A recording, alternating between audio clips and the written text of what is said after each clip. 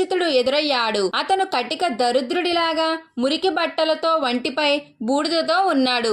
అతను వనమాల దగ్గరకు వచ్చి దైవనీయంగా ఇలా అన్నాడు: ఓ మహాత్మా, నేను అనాథను.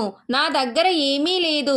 నాకు భిక్షాటన చేయడం కూడా చేతకావడం లేదు. దయచేసి నేను కూడా మీతో పాటు భిక్షాటన చేయడానికి అనుమతించండి. నాకు దొరికిన దానిలో సగం మీకు ఇచ్చి మీ సేవలో గడుపుతాను. వనమాలికి ఆ భిక్షుకుడిపై జాలి వేసింది. నువ్వు నాకివ్వవలసిన అవసరం లేదు. నా కడుపు నింపితే చాలు. నువ్వు నాతో రావచ్చు అని చెప్పి తన కష్టాన్ని పంచుకోవడానికి అంగీకరించాడు. శ్రమ భాగస్వామ్యం. ఆ రోజు నుండి ఆ ఇద్దరూ కలిసి భిక్షాటనకు వెళ్లడం మొదలుపెట్టారు.